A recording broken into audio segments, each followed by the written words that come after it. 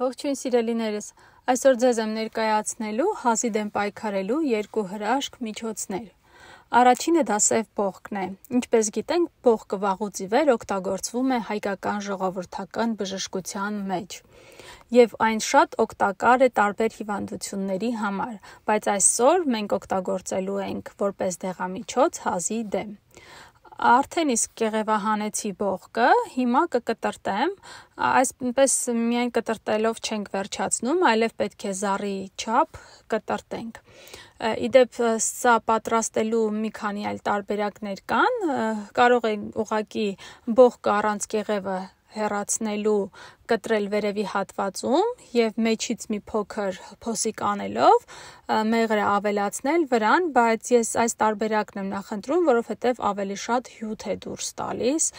երբ որ այս տարբերակով եմ պատրաստում։ Այստեղ ուզում եմ շատ կարևոր մի բան նշել,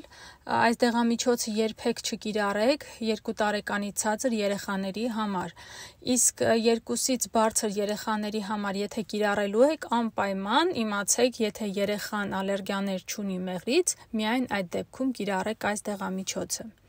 Հիմա արդեն իսկ կտրտեցի, կտեղափոխեմ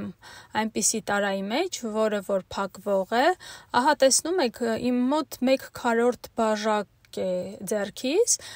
բայց վրան գրված է 60 մլ։ Եթե այս չափի բաժակ ունեք, ապա մեղրը ավելացրեք հենց այս բաժակով, եթե չէ, ուրեմն 60 մլ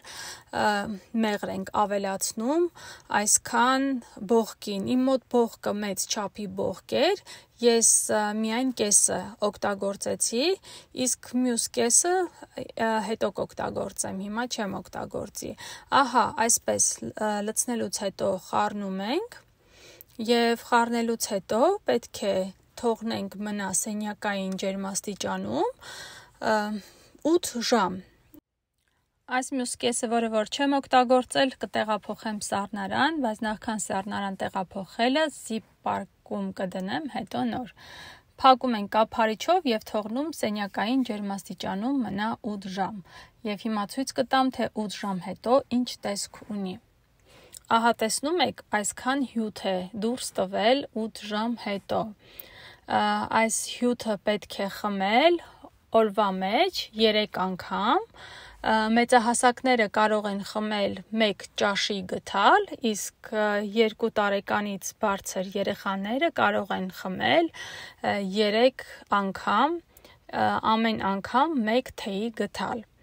Իդեպ ուզում եմ հիշեցնել, որ այս դեղամիջոցը օգնում է հենց սկզբնական հազի ժամանակ, երբ որ արդեն խորացված է հազը, արդեն իսկ նման միջոցներ խորհուրդ չի տրվում։ Դիմեք անպայման բժշկի և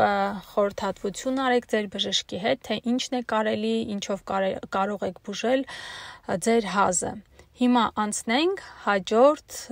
հազի դեղամիջոցին։ Փոքր կաթսայի մեջ ավելացրել եմ 1 բաժակ ջուր, այնուհետև հասցրել եռման աստիճանի։ Բաժակի չափը 250 մլ է։ Երբ որ եռում է ջուրը, արդեն ավելացնում ենք 1 թեյի գթալ սերկևիլի կորիզները և թողնում ենք եռա 3-ից 5 րոպե։ Այնուհետև կրակը անջատում ենք և թողնում ենք մնա 10-ից 15 րոպե։ Այդ ընթացքում կիսելի նման հեղուկ է դառնում այս զանգվածը։ Հիմա կառանձնացնենք կորիզը հեղուկից և կստանանք մեր հազի դեղամիջոցը։ Իդեպ ասեմ, այդքան էլ շատ հաճելի համ չունի, բայց կարող եք մի փոքր մեղր ավելացնել և օրվա ընթացքում այս դեղամիջոցը օգտագործել։